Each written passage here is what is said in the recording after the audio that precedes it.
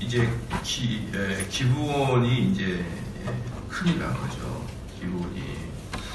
그래서 아모리 다섯 왕들이 기브온에 쳐들어왔죠. 너무나 다급해지니까 6절에 기브온 사람들이 길갈진에 보내어 여호수아에게 전언하되, 길갈에 누가 있었습니까? 이스라엘 백성들의 본진이 길갈에 있었잖아요. 길갈에 있으니까 기브온 백성들이 빨리 사람을 보내가지고 급히 좀 와달라. 얼마나 했으면. 그래서 이제 6절 이제 중반에 당신의 종들을 돕기를 더디게 마시고 속히, 아주 급박한 거죠. 우리에게 올라와서 우리를 구조하소서. 산지에 거하는 아모리 사람의 왕들이 다 모여 우리를 치나이다 하매. 너무나 급하죠. 그래서 재밌는 게 뭐냐면 7절에 그 말을 듣자마자 곧바로 출동하는 겁니다. 실제 여호수아가 모든 군사와 용사로 더불어 길갈에서 올라가니라. 듣자마자 가거든요. 이게 두 가지 의미가 있다고 제가 말씀드렸지만, 첫 번째, 자기들하고 동맹한 국가에 최선을 다하는 여호수아를 볼 수가 있죠. 꼭 무슨 말입니까? 자기 가족이 아주 위급한 상황에 빠져 있을 때처럼 여호수아는 듣자마자 그 일을 하고, 두 번째는 아주 이참에 아모리 족속 다섯 연합군들을 아예 효과적으로 공격을 하자, 그런 마음이 합쳐져 가지고 듣자마자 즉시 이렇게 응했습니다. 그런데 이 전투가 이제부터 다른 전투하고는 완전히 양상이 달라요. 왜냐하면 다른 전투는 한 성들과의 싸움이잖아요. 한 성들과의 싸움이기 때문에 때로는 국지전이라고 할 수가 있어요. 국지전.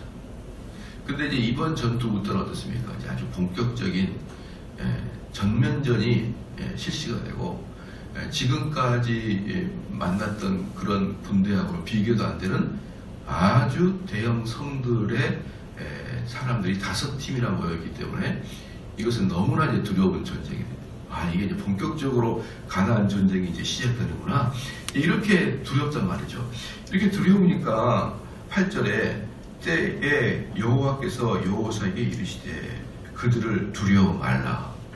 그러니까 항상 하나님께서는 여호수아가 큰 일을 하거나 어려운 일을 하기 전에는 이렇게 친히 오셔서 두려워 말라라고 이렇게 위로를 해주거든요. 그게 이제 언제였냐면 1장 6절 7절에서 요단강을 도하기 직전에, 요단강을 넘어서기 직전에 두려워 말라 찾아오셔서 그랬단 말입니다. 그 다음에 이제 8장 1절 2절에 아이성의 전투에서 패한 이후에 다시 제 아이성을 점령하기 전에 하나님께서 두려워 말라 이렇게 말씀했습니다. 그리고 또 이번에도 여호수아에게 두려워 말라 이렇게 얘기했거든요. 재밌는 게 뭐냐면 6절에서 기브온 사람들에게 연락을 받자마자 곧바로 여호수아가 출전을 명령했거든요. 그런데 그 출전을 명령하기 직전에 뭘 했었느냐면 기도를 하고 있었다는 것을 알 수가 있는 거예요. 듣자마자 움직였던 게 아니라는 걸 알 수 있죠. 듣자마자 하나님께 기도를 하고 하나님께 응답을 구하니 하나님이 곧이어 두려워 말라라고 이야기한 것입니다. 여기에서 보면은 여호수아는 그 아이성과 전투에서의 깨달음도 있고, 또 뿐만 아니라 그 아이성 전투와는 비교도 안 되는 또 다른 새로운 전쟁에 임하기 때문에 여호수아는 철저히 하나님께 물어섰다. 하나님 앞에 무릎을 꿇었다. 정말 이 시점에서 내가 어떻게 해야 될 것인가 하나님께 물었다. 그러니까 하나님께서 어떻게 한 것입니까? 지금 즉시 출전하라 그 말이에요. 출전하라. 그리고 두려워 말라. 이렇게 오더를 받자마자 그냥 곧바로 움직인 것입니다. 만약에 여기서도 아이성에서 전투처럼 그냥 오자마자 쫓아갔으면은 하나님이 또 그 전쟁을 어떻게 결과를 내줄지를 모르죠. 그러나 여호수아는 이미 그런 것들을 하나 두 개를 경험을 했기 때문에 다 그런 것입니다. 그래서 저희가 지금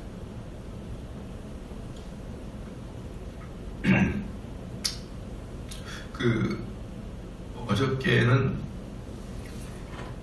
우리 중국에 계시는 목사님들이 지금 두 분 오셔가지고 오늘 수요 예배 그분에게 좀 제가 기도회를 이끌어 달라고 했는데 이거 심각합니다. 심각해요. 그래서 너무나 지금 어려운 상황에 처해가지고 중국이라는 나라가 중국이라는 나라가 정말 대단한 나라예요. 머리가 너무 좋습니다. 사람들이 중국하고 한국을 왔다 갔다 하는 사람, 특히 우리나라 사람들 있잖아요. 우리나라 사람들이 우리는 중국한테 절대로 이길 수가 없다. 중국한테 절대로 이길 수 없는 이유가 뭐냐면 걔네들 베이징 대학교, 칭화 대학교, 홍콩 중문대, 홍콩 과기대, 싱가포르 아닙니까? 상하이 대학교 이런 애들을 보면은 이길 수 없다는 거예요. 서울대, 연고대하고 비교도 안 된답니다. 얘네들은 괴물, 공부를 하는 괴물이다, 괴물. 그러니까 그런 애들이 포진되어 있는 그 중국이 우리나라의 모든 면을 앞설 날이 멀지 않다. 우리나라 사람들이 그래요. 뭡니까? 중국의 그 대학교랑 연결된 사람들은 너무너무 두려워해요. 그런 좋은 머리, 정말 이 공부의 괴수라고 하는, 괴수라고 하는. 걔네들은 그 성 하나가 우리 대한민국만 하거든요. 성 하나가. 우리로 말하면 그 도 하나가 대한민국만 한데 그 도에서, 대한민국만 한 도에서 몇 명만 베이징대를 가니까, 거기서. 그러니까 우리나라 톡 전체에서, 한 10명이나 이렇게 베이징대를 가니까 얼마나 어마어마합니까? 그런 대학들이 비교가 안 될 정도로. 그런데 그런 좋은 머리로 뭘 하냐 그러면 기독교를 매우 효과적으로 탄압을 해요. 그래서 제가 그분들의 이야기를 가만히 들어보니까 오늘 와서 그분들이 이야기 해줄 건데 제가 교회사를 잘 알잖아요. 교회사에서도 이렇게 지능적으로 기독교를 압박하는 경우는 제가 보지를 못했다 그랬어요. 너무나 머리가 좋으니까. 그러니까 두려워하고, 그래서 오늘은 이제 그분들이 이렇게 좀 내가 이야기 좀 해달라니까 얼마나 두려워하냐 그러면은 이렇게 공개적인 자리에서 나와서 이야기하는 것도 두려워해요. 근데 내가 두려워 말라. 여기는 대한민국이다 그랬어요. 근데 그래도 뭐 두려워합니다. 대한민국이고 어디고 간에 낮에는 새가 듣고 밤에는 쥐가 듣는 이런 세상에 여기서 어떻게 저렇게까지 두려워하나. 완전히. 그래서 그분들을 보면은 여호수아의 말이 생각이 납니다. 두려워 말라. 두려워 말라. 세상이 그렇습니다. 세상이 그러고, 그렇게 모태통 시절부터 기독교가 핍박을 받더니 그래도 자생해서 살았는데 지금은 기독교인들이 1억 명이 넘어. 1억 명. 우리나라 대한민국 인구가 5천만 명인데 기독교인이 1억 명이 넘는데요, 중국에. 근데 전부 다 사이비라는 거죠. 이 목사님이 말하는 전부 다 사이비. 말도 못한다, 중국은. 그래서 저 아주 두려웠어요. 여러 가지로 요즘 두려운데 그들이 갖고 있는 두려움이 정말 크거든요. 그래서 또 여전히 우리는 그들에게 해줄 수 있는 말은 하나님께 의지하는 말밖에 없지만 아주 두려워하는 것을 볼 수가 있습니다. 그래서 이렇게 이제 그 몇 차례 엄청난 일들을 겪고 난 다음에는 어떻습니까? 그들이 하나님을 더 잘 섬기는 방법을 그런 고난 중에서 깨달아서 이제는 한 단계 더 성숙한 목사가 되리라고 봐요. 그 다음에 9절 말씀에 여호수아가 길갈에서 밤새도록 올라가서 그들에게 갑자기 이르니, 이제 여기서 중요한 게 뭐냐면 8절 말씀, 즉 8절 말씀을 쭉 빼고 7절에서 9절로 곧바로 넘어오면은 여호수아가 모든 군사와 용사로 더불어 길갈에서 올라가니 9절에 여호수아가 길갈에서 밤새도록 올라가서 그들에게 갑자기 뭡니까? 듣자마자 올라간 거예요. 그러니까 이 사람들이 기브온 사람들이 그냥 도망쳐가지고 몇 명의 정보 요원들이 와서 기브온 사람들이 우리 좀 도와달라, 우리 좀 살려달라. 그러니까 순간적으로 여호수아가 하나님께 탁 물은 거예요. 하나님 물으니까 하나님이 곧바로 가라, 두려워 말라. 그러니까 그날 밤새도록 그냥 올라가 버린 거예요. 그러니까 이게 얼마나 신속하게 지금 지어졌고, 이건 다른 말로 정광석화같이 움직였다. 아주 타격을 아주 정확해서 효과적으로 한치의 시간에 헛된 시간을 허용하지도 않고 정확하게 시간에 탁탁탁 맞춰가지고 움직였는데, 글쎄 여러분 여기 그 기브온하고 그 다음에 이 길갈하고 이 사이는요 거리는 얼마 되진 않아요. 얼마 되진 않는데 엄청나게 그 가파르고요, 바위투성이고, 그리고 밤에 움직이는 건 대단히 위험한 지역인 거예요. 그러니까 이 아모리 5개 연합군들이 절대로 이스라엘 백성들이 그 밤에 그렇게 빨리 올 거라고는 생각도 못했던 겁니다. 생각도 못했던 거예요. 그러니까 여기서 9절에 밤새도록 올라가도 나오고 그들에게 갑자기 이르니 이렇게 그랬더니 10절에 여호와께서 그들을 이스라엘 앞에서 패하게 하심으로, 10절을 가고 재미있는 게 뭐냐면 하나님께서 아모리 사람들을 패하게 하심으로 이렇게 나오거든요. 그러니까 그 전쟁은 누가 하는 겁니까? 하나님이 하시는 거죠. 그러면 왜 여호수아 군대가 안 가도 되잖아요. 여러분 잘 생각해 보십시오. 여호수아 군대가 안 가도 되고요. 더 재미있게 왜 이들이 하나님이 하셨다는 걸 확실히 알 수 있냐면 11절에 그들이 이스라엘 앞에서 도망하여 벳호론의 비탈에서 내려갈 때에 여호와께서 하늘에서 큰 덩이 우박을 아세가에 이르기까지 내리우심에 그들이 죽었으니, 보십시오. 그러니까 우박을 내려서, 그러니까 보편적으로는요 하나님께서 그 사람들의 행위를 통해서 모든 일을 성취를 하셔요. 그냥 하나님께서 직접적으로 개입하시는 경우는 거의 없습니다. 다 사람의 그 완수를 통해서 그 일을 이루어지죠. 근데 오늘 같은 경우는, 이 사건 같은 경우는 하나님이 우박을 내렸잖아요. 우박을 하나님이 직접 뭡니까? 그 개입을 했어요. 그래서 여기서 큰 덩이 우박이 히브리 원어로 아바밈 게돌로트라고 써 있어요. 아바밈 게돌로트. 이게 뭐냐면 큰 돌들이다 이 뜻이에요. 아바밈 게돌로트, 이 말은 큰 돌들이다. 다시 말로 뭡니까? 돌처럼 크고 단단한 우박이 하늘에서 내렸다 이 말입니다. 그 돌처럼. 그리고 이스라엘에서는요, 성경에서는 우박이 내렸다, 이것은 항상 하나님께서 심판하셨다 하고 연결되어 있고, 또 두 번째 우박이 내렸다, 이건 뭐냐면 하나님이 사람을 사용하지 않고 직접 개입하셨다, 이럴 때 우박이 내려요. 그러니까 하나님께서 그 사람들의 칼을 필요로 하지 않냐고 직접 우박으로 때려서 죽였는데, 그럼에도 불구하고 뭐였습니까?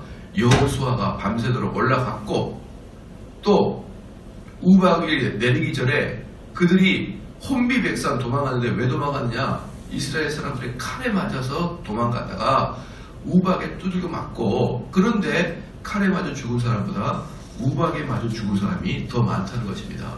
그러니까 바로 이 부분에서 하나님이 그러면 굳이 여호수아가 안 올라가도 되죠.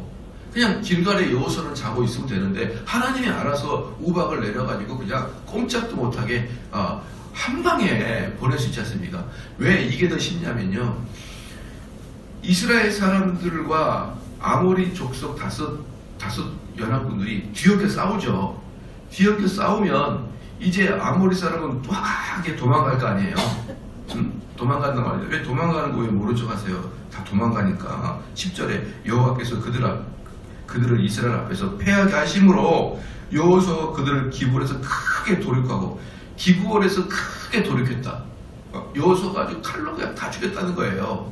왜? 하나님이 이기게 하셨으니까. 그 다음에 벳호론에 올라가니 비탈에서 추격하여, 비탈에서 추격, 이 비탈길로 뭐 하는 것입니까? 비탈길로 이제 가서 기브온, 아모리 사람들이 도망가니까 그때부터 추격하여, 그러니까 아모리 사람이 도망간 것이죠. 비탈길로. 옛날에 아이성에서 이스라엘 사람들이 도망간 거 기억나시죠? 이제 반대로 이 비탈길로 도망가니까 추격하여, 여기 보면 뭘 할 수 있어요? 아모리 사람들이 도망가고 있다는 것을 알 수가 있죠. 그래서 여호와께서 내려갈 때 여호와께서 하늘에서 큰 덩이 우박을 아세가에 이르기까지 내려오시매, 그러니까 벳호론이라는 비탈길에서 내려가, 그래서 기브온 땅을 이제 마칠 때 이제 끝에, 기브온 맨 끝에 비탈길이, 벳호론 비탈길이 있죠. 거기서부터 어디까지요? 아세가까지에 이르기까지 계속 우박을 쏘는데, 여기서 하나님이 어려운 이유, 여기에서 하나님이 어려운 이유는 이스라엘 사람과 그 아모리 다섯 족속이 뒤엎겨 싸우고 추격하고 도망가니까, 쫓아가니까 사람을 구별해서 우박을 쏴야 될 거 아니에요. 어렵습니까? 쉽습니까? 어렵죠. 오히려 이스라엘 사람들이 안 올라갔으면은 그냥 우박을 그냥 다 쏟아 불어버리면은 하나님께서 요 지역, 그렇죠? 아모리 사람들이 모여있는, 진을 치고 있는 그 지역에다가 효과적으로 한 방에 우박을 던져버리면 되는데, 아니 이스라엘 사람과 아모리 사람들이 연대에 싸울 때 거기다가 이제 던지면 어때요? 자칫 한 덩이라도 이스라엘 사람들 머리에 떨어지면 그게 뭐가 됩니까? 이게 민망한 상황이 되는 것이죠. 민망한 상황이. 그렇기 때문에 뭡니까? 그 이스라엘 예굽 시대 때 이스라엘 사람들이 출애굽하기 전에 예굽에는 10가지 재앙이 갔지만, 어디만? 이스라엘 사람이 살고 있던 고센 땅에만 하나님의 재앙이 임하지 않았습니다. 그렇기 때문에 여러분 잘 보면요, 그 당시에 10가지 재앙이 전부 다 우리로 보면 기적 같지만 지금 보면은 예굽 사람이 볼 때는 기적이 아닐 수가 있어요. 왜냐 그러면은 자연의 현상이라고 생각할 수 있습니다. 아니 애국물이 갑자기 빨개졌어요. 그 자유주의자들 그걸 어떻게 생각하냐면요, 애국은 때때로 홍수가 나가지고 그 뭡니까, 모래들이 왕창 물에 들어가게 되면 물 색깔이 뿔구죽죽해진대요. 뿔구죽죽. 그게 피가 아니라 황화처럼 모래가 들어가고 흙이 들어가고 붉은색의 물이 들어가가지고, 그게 애지 뭘 피로 변했냐, 그 다음에 온 애굽의 그 나일강에 온통 물이 빨갛게 되면은 그 속에 있는 개구리 전부 다 뛰어나온대요. 거기 못 살고. 그러니까 개구리의 재앙이 있고요. 그 다음에 개구리가 온통 뛰어나서 돌아다니다가 다 죽으니까 뭐가 되겠습니까? 이가 나오기도 하고, 거기서 좋지 않은 전염병도 발생하고, 이게 애굽 사람에게는 재수가 없는 자연의 재앙이다, 이렇게 생각할 수 있죠. 가만히 보면은 우리는 성경을 보니까 모세가 기도해서 재앙이 내리지만, 애굽의 왕의 입장에서는 그게 자연의 어떤 재앙이다, 쓰나미가 일듯이, 지진이 일어났듯이 이 자연재해다, 이렇게 생각할 수 있습니까? 없습니까? 있죠. 그러니까 자유주의자들은 그걸 굳이 기적이라고 말하기보다는 자연재해라고 표현하는 그런 못된 사람도 있어요. 그러나 빼도 박도 못할 게 있습니다. 두 가지예요. 첫 번째 뭐냐면, 나일강이 뻘개졌는데 무슨 물까지 뻘개졌느냐? 왕실의 물까지 피로 변했어요. 왕실의 물까지. 그렇기 때문에 자세히 찾아보면 자연재해가 아니라 하나님의 재해입니다. 하나님의 기적인데, 두 번째 또 뭐가 있냐면, 고센 땅만 그런 저주가 임하지 않았다. 고센 땅만 보호가 됐다. 이게 하나님의 기적이거든요. 마찬가지로 하늘에서 우박이 내릴 수 있어요. 지금도 한 달 전인가 보름 전인가 하늘에서 우리나라도 우박이 떨어졌잖아요. 막 확 떨어졌지 않습니까? 그럴 때 여러분 하늘에서 우박 떨어져 보신 분 있죠? 주일날 예배 다 끝나고 점심 끝나고 하늘에서 우박 떨어졌잖아요. 그때 여러분 하나님께 무릎 꿇고 살려주십시오. 우리 죄가 이러니 너무 크니 저를 그랬나요? 깔깔거리고 웃고 있던데 보니까. 제가 각 방마다 봤는데 다 손뼉 치고 웃고 있어요. 하늘에서 우박이 떨어지는데. 그러니까 하나님이 우박을 줬는데도 여러분, 교회라는 든든한 건물이 있어서 그런지 몰라도 아무도 긴장을 안 하는 것처럼 우박은 떨어질 수 있잖아요. 그러면 이게 하나님이 주신 기적이냐 아니냐 뭘로 분간합니까? 정확하게 이스라엘 사람은 아무도 손상당하지 않아야 되는 거예요. 아무도. 그러면 하나님이 신경을 써야 될 거 아니에요. 저기는 이스라엘 사람, 쟤는 아모리 족속 뚫려야 될 거 아닙니까? 그러면 이스라엘 사람들이 기브온한테 올라가지 않고 그냥 혼자 있을 때 하나님이 한 방에 그냥 우박 때렸으면 아무것도 안 하고 무혈입성, 여호수아의 무혈입성 얼마나 멋집니까? 그럼에도 불구하고 하나님께서 뭐랍니까? 용기를 가져라. 그들을 너희 손에 붙였다. 빨리 올라가라. 이렇게 하잖아요. 하나님께서는 항상 인격적인 분이시기 때문에 항상 사람의 일을 통해서 일을 하십니다. 여러분 예를 들어서 만약에 여러분이 진짜 자녀를 사랑합니다. 자녀를 사랑하게 되면은 어때요? 만약에 교회를 계신다. 옛날로 생각합시다. 옛날로. 그러면 옛날에는 교회를 줄 때 동네 사람들이 교인들이 모여서 벽돌 메고 와서 교회를 짓고 그러잖아요. 옛날에는. 그때 참 보면은 지금 만약에 이 교회를 짓는데 우리 교회에 다니는 동네 사람들을 모아서 교회를 지면 어때요? 전부 다들 피땀 흘려서 열심히 하지만 다 완공한 다음에 어서 물이 새고 춥고 그럴 거예요. 분명히 벽돌이 하나가 흔들흔들 거리고. 저는 참 그런 건축은 좋아하지 않습니다. 저는 무조건 전문가가 하는 게 좋지 믿음으로 벽돌 올리고 별로 좋아하진 않아요. 전문가가 해야 되는데 그럴 때 만약에 조그만 아들이 아빠 나도 뭐 하고 싶어 그러면은 어때요? 자녀들의 손에서 경험을 시켜주길 원하지 않나요? 여러분들? 네가 한번 해봐라. 그래서 이 역사적인 건물을 완공할 때 마지막에 어때요? 아들 홍길동이가 벽돌 뭐 5장 올렸습니다. 탁 또 써놓고 그리고 실질적으로 이 교회를 전체를 다 완공하는 데 있어서 그 아들은 나중에 얼마나 뿌듯해요. 내가 이 교회 이 건축 기초를 놓을 때 내가 그때 벽돌을 쌓았단 말이야. 그죠? 요 벽을 뜯으면 그때 내 사인이 속에 있다. 이런 좋은 뿌듯함. 이 교회를, 이 건물을 완성하는 데 있어서 너야말로 아주 중요한 일을 감당했구나 라는 것을 아버지는, 진짜 좋은 아버지는 자녀들이 손수 경험하게 해줍니다. 하나님은 그러셔요. 모든 것은 하나님이 다 하실 수 있지만 하나님이 다 하신 경우는 성경에 거의 없어요. 거의 없습니다. 전부 다 네가 먼저 해.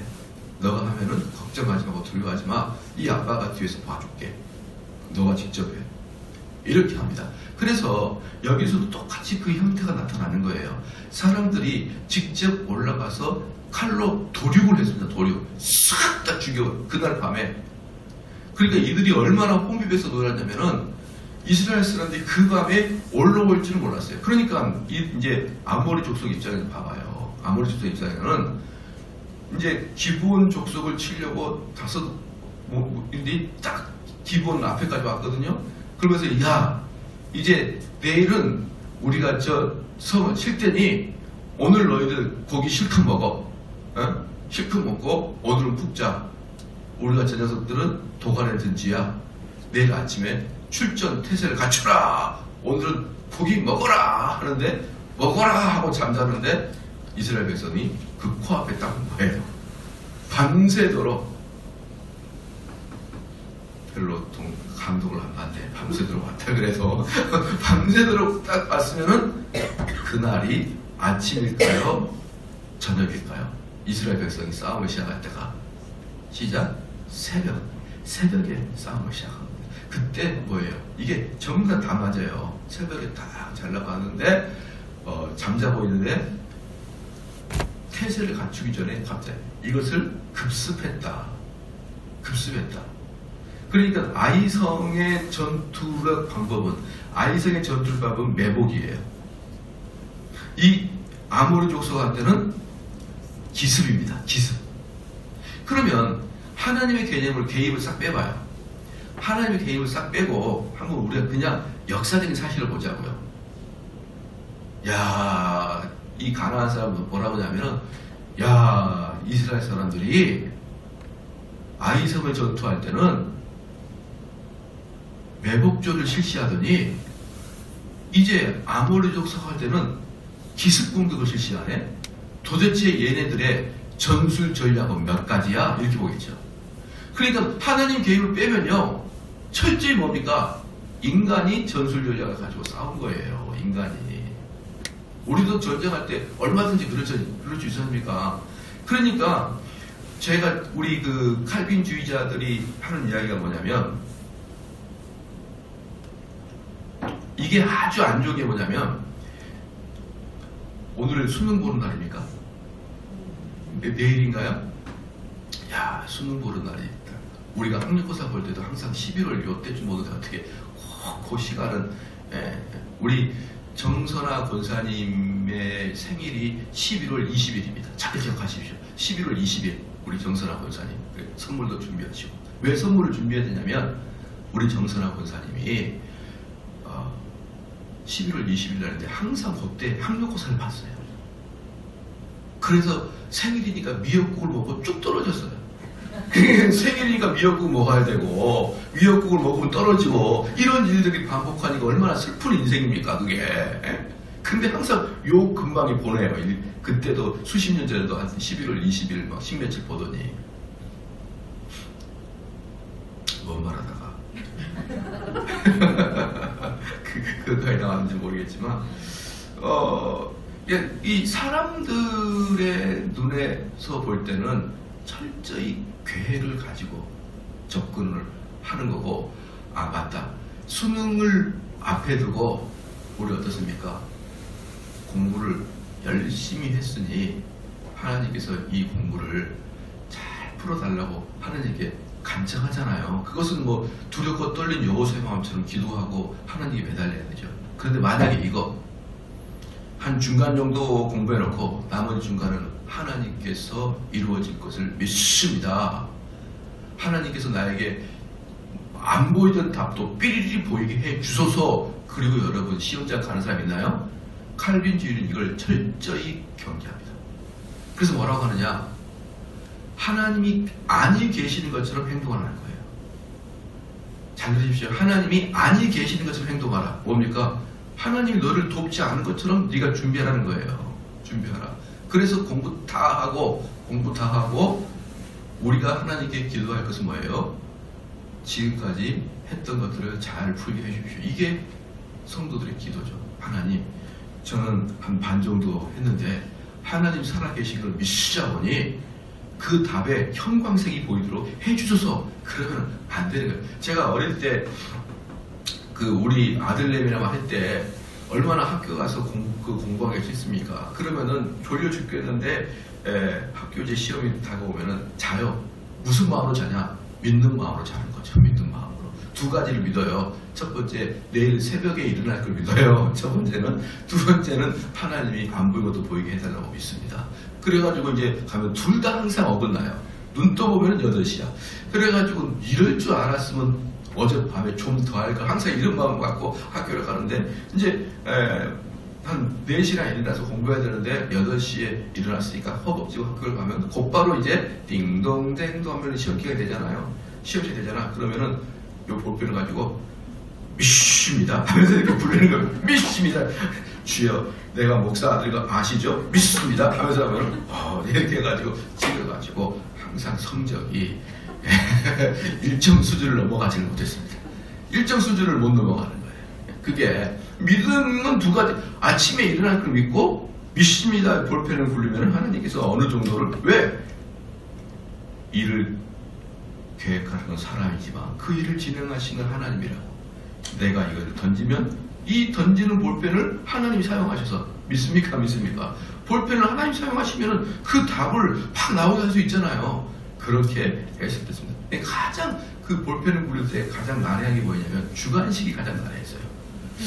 이건 내가 어떻게 이거 주관식의 난관을 극복해야 되나, 이런 어려움과 고통은 있었지만 어쨌든 볼펜을 굴렸던 것들이 많이 기억납니다. 그런데 정말 일정도 안 올라요. 일정도. 하나님은 절대로 하나님의 방식을 어그러뜨린 적이 없습니다. 즉 볼펜을 굴려서 전교 1등하게 할 수 없어요. 하나님께서. 하나님의 방법은 뭡니까?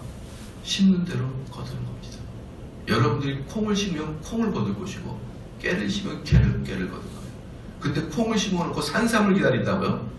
믿습니다. 심는 건 인간이지만 자라게 하는 것은 하나님이 되라고 콩을 심어놓고 나중에 산삼을 기다리는 그런 것은 하나님의 그 방식을 완전히 웃기게 하는 겁니다. 웃기게. 예를 들어서 예수님 보고 높은 성전으로 뛰어내려라.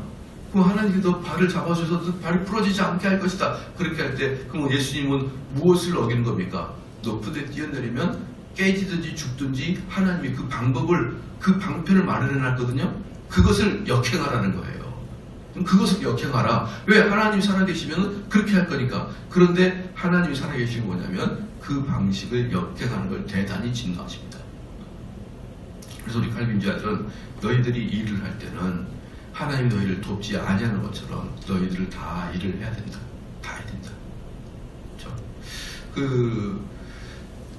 요즘에 우연히 이제 한국 교회가 가야 될 길 이런 것들에 대한 강의를 유튜브에서 제가 좀 듣거든요. 우리 한국 교회. 제가 듣는 이유는 뭐냐면 어떻게 해야 한국 교회가 무너지지 않을까 그걸 좀 듣기 위해서가 아니고 그걸 좀 듣기 위해서 저는 어떻게 해야 한국 교회가 무너지지 않을까 다 알고 있거든요. 얼마나 허망한 걸 가리키나 보려고 하는 거예요. 이 인간들이 얼마나 허망하게 또 교단들을 현혹시키나 보려고 하는데 그들은 아주 철저히 기계적이에요. 기계론적. 뭐냐 그러면요. 전쟁이 났을 때 이순신 장군과 일본 외적들이 싸울 때 왜 이순신 장군이 이겼는지 그걸 학자들은 이야기합니다. 예컨대 우리 조선의 판옥선이 훨씬 두꺼웠다. 일본은 빨랐지 우리 크고 했다. 그래서 울돌목에서 우리 조선군이 컸다. 수병이 더 유리했다. 이렇게 이야기하는데 그것은 제3자의 관점이고 현실에서 전쟁이 임하면 어때요? 그런 게 보이나요? 현장에서 전쟁하는 사람들 현장에서는요 전쟁이 끝난 다음에 왜 이길 수밖에 없는지를 연구하는 것은 하나도 안 어려워요. 근데 현장에서 어때요?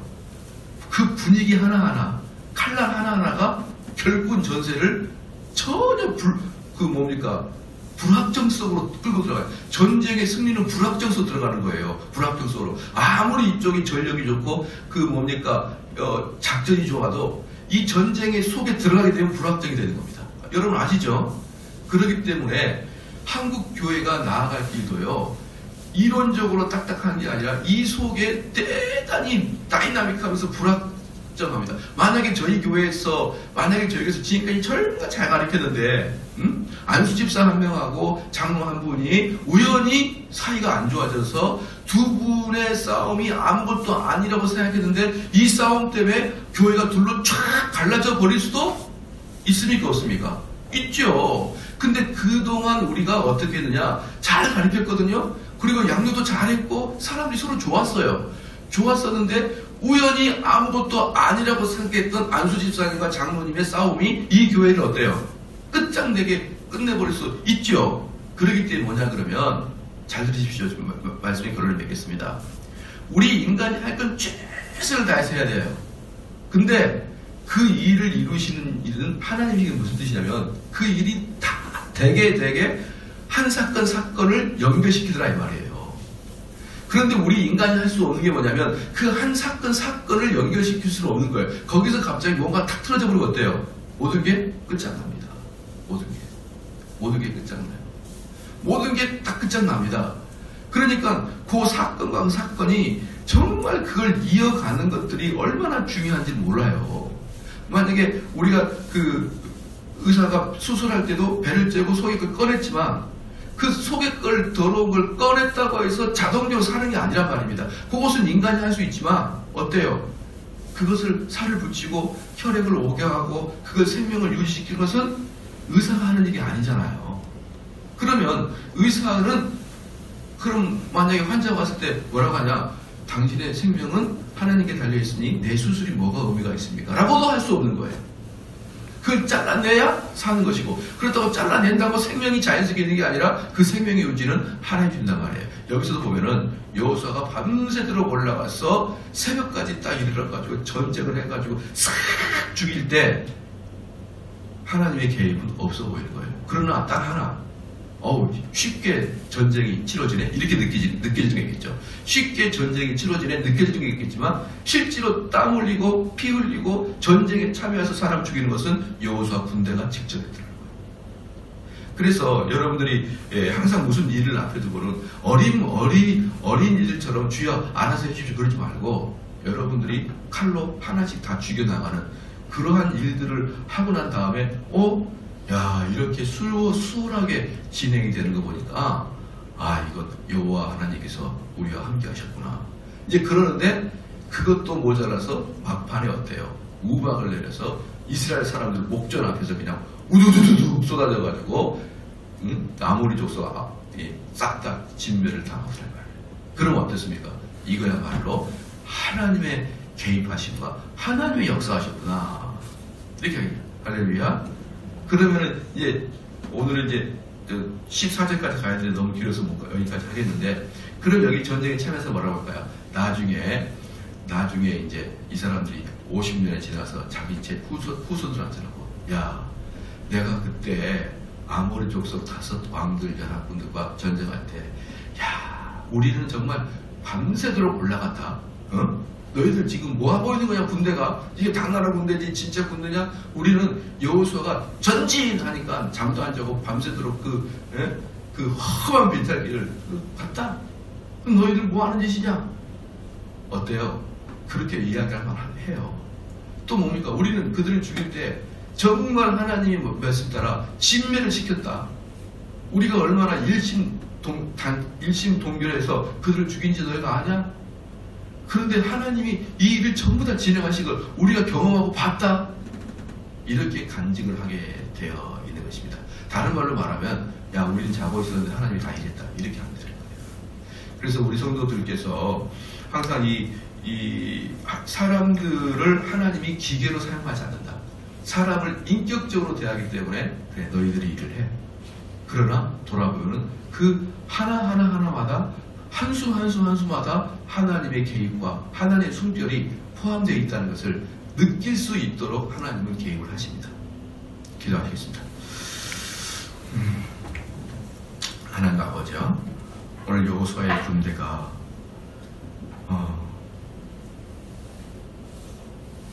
기브온 백성들이 도움을 요청할 때 지체 없이 자기의 형제와 같이 반응하여 밤새도록 올라가는 것을 보고, 정말 우리 성도가 우리에게 도움을 요청하는 사람들을 어떻게 대해야 될 것인지를 알게 해주심을 감사합니다. 하나님 아버지요, 비록 우리에게 유익이 없는 것 같고 우리가 때로는 피곤하고 괴로울지라도 하나님께 약속하고 소원한 것들을 열심을 다해서 이뤄내게 하여 주시옵소서. 그리하여 기브온과 하나님 앞에서 서약한 여호수아는 내일처럼 그렇게 열심히 하는 것을 보아오니, 하나님 아버지, 이러한 우리가 믿음의 형태도 우리에게 드러나게 하여 주시옵소서.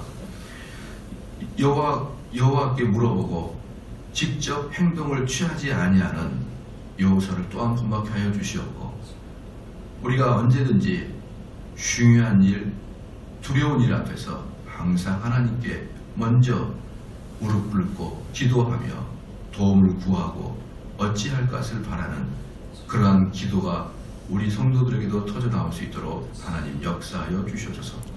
감사드리며 예수님의 이름으로 기도합니다. 아멘.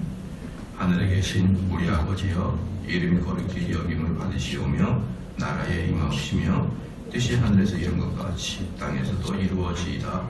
오늘날 우리에게 일용할 양식을 주옵시고, 우리가 우리에게 죄 지은 자를 사하여 준 것 같이 우리 죄를 사하여 주옵시고, 우리를 시험에 들게 하지 마옵시고 다만 악에서 구하옵소서. 대개 나라와 권세와 영광이 아버지께 영원히 있사옵나이다. 아멘. 또 기도 한 번 더 하겠습니다. 하나님 아버지여, 이 시간에 우리 김성자 권사님 주 앞에 귀한 예물을 드렸사오니 하나님 아버지여, 이 예물을 받아 주시옵고 또 드리는 그 손길을 불쌍하고 귀하게 여겨주시사 정말 하나님이 주시는 기쁨과 평강이 임하게 하여 주시옵고, 또한 이번 주 살아가는데도 하나님께서 불꽃 같은 눈으로 지켜주시사 영육 간의 건강함을 잃지 않도록 하여 주시옵고, 어느 곳에 가든지 하나님의 영광을 돌리는 그런 권사님 되도록 은총 내려 주시옵소서. 감사드리며 예수님의 이름으로 기도합니다. 아멘.